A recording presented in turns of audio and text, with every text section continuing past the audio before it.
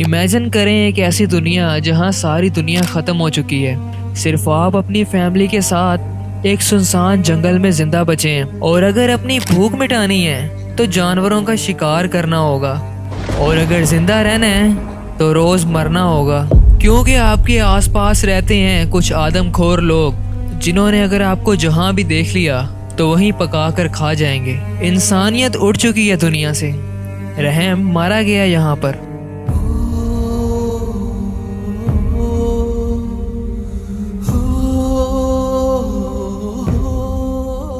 ये कहानी है एक बाप बेटे की जो जंगल में अपना पेट भरने के लिए शिकार करने के लिए निकले होते हैं। लड़के को हम पूरी वीडियो में जैक के नाम से बुलाएंगे। जैक के फादर को अपने सामने एक जानवर नजर आता है जिस पर वो अपने तीर से निशाना लगाते हैं और तीर सीधा जाकर जानवर को लगता है, मगर वो जानवर फिर भी वहाँ से भाग जाता है और ये दोनों उस जानवर का पीछा करने लगते हैं। उस बेजुबान जानवर का पीछा करते करते ये जंगल के बीचों बीच पहुंच जाते हैं। अपने सामने इन्हें वो जानवर तो नहीं मिलता, मगर एक गाड़ी खड़ी मिलती है, एक लवारिस गाड़ी जिसके आसपास कोई भी नहीं था। मानो सुना रही है वो गाड़ी एक कहानी अपने मालिक की कि क्या गुजरा उस पर, कहाँ गया वो, जिंदा भी है या बेरहम जंगल ने उसे भी मार डाला, या शायद बेरहम भूख ने। अभी इसी सोच में गुम थे दोनों कि इन्हें अपने पास से जंगली कुत्तों की आवाजें आने लगी, भूखे जंगली कुत्तों की, जिनकी आवाज की दहशत से खौफ खाकर ये दोनों गाड़ी के अंदर जाकर बैठ जाते हैं और गाड़ी के सारे दरवाजे बंद कर लेते हैं। तभी वो खौफनाक जंगली कुत्ते इनकी गाड़ी के पास से गुजरते हैं। खुशकिस्मती से उनकी जैक और उसके बाप के ऊपर नजर नहीं पड़ती और वो इन्हें बगैर कुछ कहे यहाँ से चले जाते हैं। आज का दिन इनके लिए अच्छा था, लवारिस गाड़ी ने इनकी जान बचा ली। इसके बाद ये दोनों इस गाड़ी से नीचे उतरते हैं और अपनी झोंपड़ी में वापस चले जाते हैं। एक ऐसी झोंपड़ी जो जंगलों के बीचों बीच मौजूद है और सर छुपाने का एक वाहिद जरिया है, जहां इन दोनों के अलावा जैक की बीमार बीवी भी रहती है, भूखी और प्यासी भी, जिसे आज भी भूखा सोना पड़ेगा क्योंकि शिकार तो हाथ से निकल गया था।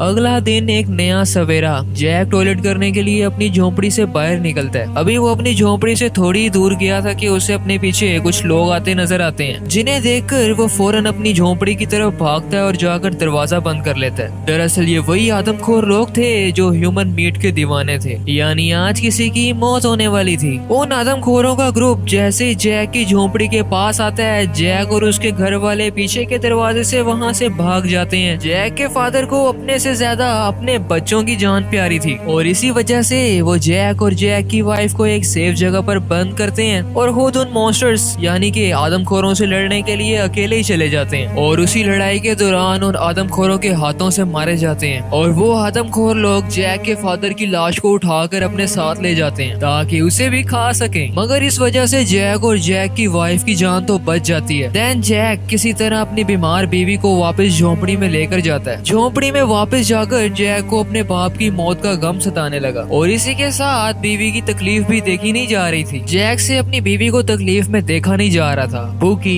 प्यासी बीमार अपनी मौत का इंतजार करती हुई, और इसी वजह से जैक अपनी बीवी को मारने की कोशिश करता है, मगर फिर बीवी की मोहब्बत और अपना ज़मीर दोनों ही उसे रोक लेते हैं। मगर अभी भी जैक के दिमाग में एक गलत मंसूबा चल रहा था। जैक इस बार फैसला करता है कि वो अपनी बीवी को इसी झोंपड़ी में बंद करके बाहर चला जाएगा। बाहर जैक को सर्दी मार देगी और घर पर उसकी बीवी को भूख मार देगी और इस तरह वो रोज रोज मरने की बजाय एक ही बार मर जाएंगे। और जैक ऐसा ही करता है, वो अपनी बीवी को उसी झोंपड़ी के अंदर बंद रहने देता है और दरवाजे के आगे बहुत सी झाड़ियां रख देता है ताकि उसकी बीवी बाहर ना आ सके और अंदर ही भूखी मर जाए। और फिर जैक वहाँ से कहीं दूर चला जाता है जहाँ ना बीवी की चीखें सुनाई दे ना अपना गम दिखाई दे और बस इंतजार हो तो मौत का। जब जैक अपनी झोंपड़ी से काफी दूर आ जाता है तो उसे एक बच्चा नजर आता है। जब वो बच्चा जैक को देखता है तो उसे लगता है कि जैक भी एक आदमखोर इंसान है और वो बच्चा जैक को देखकर वहाँ से भाग जाता है। जैक उस बच्चे का पीछा करने लगता है और वो पीछा करते करते एक वेयर हाउस तक पहुँचता है जहाँ ये बच्चा और इसके दादा अकेले रहते थे। जैक उसके दादा की जैकेट जबरदस्ती उतार कर खुद पहन लेता है। शायद जैक अब तक अपने दिमाग से मरने का इरादा खत्म कर चुका था। इसके बाद वो वेयर हाउस से बाहर निकलता है और जंगलों की तरफ चलने लगता है जहाँ उसे अपने बाप का जला हुआ कंकाल कंकाल नजर आता है और हड्डियों के अलावा आदमखोरों ने उसके बाप का कुछ नहीं छोड़ा था। जैक अपने भारी हाथों से अपने बाप की हड्डियों को जमीन में दफन करता है और फिर जंगल की वीरानियों में आगे बढ़ने लगता है। जैक को एक जगह पानी नजर आता है और पानी के करीब उसे एक औरत नजर आती है जिसके हाथ में बड़े बड़े चाकू थे जिन पर खून लगा हुआ था और वो अपने चाकुओं को पानी में साफ कर रही थी। दरअसल ये उन्हीं आदमखोरों के कबीले की औरत थी जिन्होंने जैक के बाप को मारा था। जब वो औरत वहाँ से जाने लगती है तो जैक भी उस औरत का पीछा करने लगता है। वो औरत एक कंटेनर के पास जाकर रुकती है जहाँ इस औरत के साथ बाकी के आदमखोर लोग भी रहते हैं, मगर अभी बाकी आदमखोर लोग यहाँ पर नहीं थे बल्कि शिकार पर गए हुए थे। जी हाँ, शिकार पर, यानी किसी और इंसान की तलाश। जैक को ये ख्याल आता है कि उसे इस जगह से खाने पीने का सामान और दवाइयाँ मिल सकती हैं। तो जैसे ही वो औरत वहाँ से थोड़ी आगे पीछे होती है, जैक वहाँ पर जाता है और कुछ जरूरी चीजें ढूंढने की कोशिश करता है जो आगे उसके काम आ सके। मगर उसी वक्त वो औरत वहाँ पर आ जाती है और जैक के ऊपर कुल्हाड़ी से हमला करती है, मगर जैक किसी तरह उसके हमले से बच जाता है। वो औरत जैक को मारने की पूरी कोशिश करती है, मगर जैक नीचे से एक बड़ा पत्थर उठाता है और उस औरत के सर पे दे मारता है, जिसकी वजह से वो औरत मौके पर ही मारी जाती है। इसके बाद जैक नीचे गिरे हुए खून को साफ करता है ताकि बाकी आदमखोर जब यहाँ पर आए तो उन्हें पता न चले कि यहाँ पर क्या हुआ है, और वो उस औरत की लाश को भी खींचकर एक दरख्त के पीछे ले जाकर छुपा देता है। तभी जैक देखता है कि वो आदमखोर लोग वापिस आ गए हैं, जिनको देखकर वो खुद भी उसी दरख्त के पीछे छुप जाता है। जैक देखता है कि ये आदमखोर लोग एक बच्चे को अगवा करके लेकर आए हैं और ये बच्चा कोई और नहीं बल्कि वही वेयर हाउस वाला बच्चा था जिनके जैक ने कपड़े चोरी किए थे। और जैक को अपने किए पर शर्मिंदगी होती है और वो सोचता है कि उसे इस बच्चे की मदद करनी चाहिए। जब वो सारे शैतान आदमखोर लोग आग जलाने के लिए लकड़ियां लेने जाते हैं तो जैक वहां जाकर उस बच्चे की रस्सियां खोल देता है, मगर वो बच्चा जैक को देखकर ऊंची आवाज में चीखने लगता है क्योंकि उसे लग रहा था कि जैक भी आदमखोरों में से ही एक है। और फिर वो बच्चा वहाँ से भाग जाता है, मगर उस बच्चे की आवाज से सारे आदमखोर लोग अलर्ट हो जाते हैं और कंटेनर की तरफ वापस आने लगते हैं और जैक फौरी उस कंटेनर के नीचे जाकर छुप जाता है। तभी वो सारे आदमखोर लोग यहाँ पर आते हैं और आकर देखते हैं कि वो बच्चा यहाँ से भाग चुका है और इन्हें दरख्त के पीछे से अपनी ग्रुप की औरत की लाश भी मिल जाती है, जिससे उन्हें कंफर्म हो जाता है कि यहाँ पर कोई तो आया था। अब उन आदमखोरों का सरदार ये फैसला करता है कि जिस भी आदमी ने उनकी औरत को मारा है वो उसे जिंदा नहीं छोड़ेगा और जैक उसी कंटेनर के नीचे लेटकर रात गुजारता है। अगले दिन जब सुबह होती है तो हम देखते हैं कि सारे आदमखोर लोग शिकार पर गए हुए हैं और कंटेनर में उन आदमखोरों का सरदार अकेला सोया हुआ है और जैक को यही सही मौका लगता है और वो कंटेनर के नीचे से बाहर निकलता है और कंटेनर के अंदर जाता है और उसे अपने सामने आदमखोरों का सरदार सोया हुआ मिलता है जिसके गले में एक चाबी टंगी हुई थी। जैक उसके गले से वो चाबी निकालता है और बाहर आकर एक संदूक खोलता है जिसके अंदर से उसे बहुत सी दवाइयाँ मिलती हैं। इसके बाद जैक वहाँ से भाग जाता है, मगर भागते भागते उसकी टांग एक घंटी के साथ टकरा जाती है जिसकी आवाज से उन आदमखोरों का सरदार नींद से जाग जाता है और वो कंटेनर से बाहर निकलकर बाकी आदमखोरों को भी आवाज लगाता है, जिसकी वजह से सारे आदमखोर लोग वहाँ पर इकट्ठे हो जाते हैं और जैक के पीछे भागने लगते हैं। जैक अपनी पूरी जान लगाकर भागता है, मगर वो उन आदमखोरों के हाथों से बच नहीं पाता और आखिर उन आदमखोरों के हाथों पकड़ा जाता है और वो आदमखोर लोग जैक को उठाकर उसी कंटेनर के पास ले आते हैं और उसके हाथ पांव बांध देते हैं और अब वो आदमखोर लोग जैक को पकाकर खाने की तैयारियों में लग जाते हैं और जैक भी वहाँ बेबसी की आलम में लेटा अपनी मौत का इंतजार कर रहा होता है। मगर तभी उसे अपने मुंह के सामने एक सीटी पड़ी हुई नजर आती है जिसे वो जोर जोर से बजाने लगता है और इसकी आवाज सुनकर जंगली कुत्ते वहाँ आने लगते हैं और इससे पहले कि जंगली कुत्ते वहाँ आए वो सारे आदमखोर लोग वहाँ से भाग जाते हैं और जैक भी वहाँ पड़े एक चाकू से अपनी रस्सियां खोलकर वहाँ से भाग जाता है। शायद वो उन कुत्तों से नहीं बल्कि अपनी मौत से भाग रहा था। भागते भागते जैक का एक आदमखोर से सामना हो जाता है और वो आदमखोर इंसानी गोश्त का शौकीन जैक के ऊपर हमला कर देता है। शायद भूख मिटानी थी उसने जैक को खाकर, मगर जैक की जीने की भूख भी कम नहीं थी, इसलिए वो अपनी पूरी जान से लड़ता है और उस आदमखोर को मार देता है और उसके कपड़े खुद पहन लेता है। और जब दूसरा आदमखोर वहाँ आता है तो उसे लगता है कि ये मेरा ही साथी है क्योंकि जैक ने उसके साथी के कपड़े पहन लिए थे, मगर वो जैसे ही जैक के पास आता है जैक उसके पेट में चाकू मारकर उसे भी मार देता है। इसके बाद सीन शिफ्ट होता है और हम आदमखोरों के सरदार को देखते हैं जो जंगल में कुत्तों से अपनी जान बचाकर भाग रहा होता है और वो अपने एक साथी की टांग पर चाकू मारकर उसे जख्मी कर देता है ताकि सारे जंगली कुत्ते उसके उस जख्मी साथी के ऊपर हमला कर दें और इसको यहाँ से भागने का मौका मिल जाए। तभी सरदार का सामना जैक से होता है। जैक सरदार को देखते आते ही सरदार के ऊपर तीर से हमला करता है और तीर सीधा आकर सरदार की टांग में लगता है। इसके बाद जैक सरदार को मारने के लिए दूसरा तीर चलाता है, मगर उस तीर का निशाना चूक जाता है। अब जैक के पास तो और तीर नहीं थे, इसलिए दोनों हाथों से लड़ने के लिए खड़े हो जाते हैं, मगर तभी दोनों को कुत्तों की आवाजें आने लगती हैं, जिसको सुनकर जैक वहाँ से भाग जाता है और आदमखोरों का सरदार भी जैक के पीछे भागता है, मगर उसे सही तरह भागा नहीं जा रहा था क्योंकि तीर लगने की वजह से उसकी टांग जख्मी हो गई थी। देन हम जैक को देखते हैं जिसे जंगलों के बीच एक घर मिलता है। जैक उस घर के अंदर जाता है और जितना भी उसे वहाँ खाने पीने का सामान मिलता है वो उसे अपने बैग में डालने लगता है। तभी वो देखता है कि आदमखोरों का सरदार तो पहले से इस घर के अंदर है। जैक को वहाँ एक राइफल पड़ी नजर आती है। जैक उस राइफल को उठाता है और उस आदमखोरों के सरदार के ऊपर तान देता है और उसे मारने के लिए ट्रिगर दबाता है, मगर गन के बीच से गोली नहीं निकलती क्योंकि गन के बीच गोलियां ही नहीं थी। तभी वो आदमखोरों का सरदार जैक के ऊपर हमला कर देता है और इन दोनों के बीच लड़ाई होने लगती है और लड़ाई के बीच जैक को एक और पिस्टल मिल जाती है। शायद किस्मत अच्छी थी जैक की या शायद सरदार की बुरी। जैक उस पिस्टल को उठाता है और गोली चलाकर सरदार का भेजा उड़ा देता है और फौरन भागकर अपनी झोंपड़ी की तरफ जाता है जहाँ से ये सारी कहानी शुरू हुई थी। वहाँ जाकर जैक देखते हैं कि उसकी झोंपड़ी का दरवाजा खुला हुआ है, जिसे देखकर वो काफी परेशान हो जाता है और उदास भी, क्योंकि उसे लग रहा होता है कि उसकी बीवी मारी गई है जंगली कुत्तों या आदमखोरों के हाथों या शायद खुद जैक के हाथों। मगर तभी उसकी बीवी पीछे से आती है और जैक के कंधे पर हाथ रखती है, यानी जैक की बीवी जिंदा है और यहीं पर ये कहानी खत्म होती है। ओके गाइस, तो अब हम मूवी के बारे में फाइनल अपनी बात करते हैं कि हमें मूवी कैसी लगी। ओवरऑल मूवी काफी अच्छे थीम पर बेस्ड थी और आज की हम मॉडर्न जिंदगी में इस कहानी से बहुत कुछ सीख सकते हैं कि हर तरफ खाने के लाले पड़े हुए और किसी को कोई परवाह नहीं कि वो किसका हक मार रहा है। वैसे अगर मूवी की स्टोरी पर बात करें, जो इस मूवी की स्टोरी बनाई गई है वो इतनी खास नहीं थी बल्कि एवरेज थी और ये पूरी मूवी एक साइलेंट मूवी है जिसमें एक भी डायलॉग नहीं है, जो इस मूवी को थोड़ा यूनिक बनाती है। मगर अगर आपको इस तरह की मूवीज पसंद नहीं है तो शायद ये मूवी आपको बोर कर दे। बहरहाल ये मेरा अपना पॉइंट ऑफ व्यू है। अब आपको ये मूवी की स्टोरी कैसी लगी कमेंट में जरूर बताइएगा। तो फिर मिलेंगे एक और वीडियो में, तब तक के लिए बाय।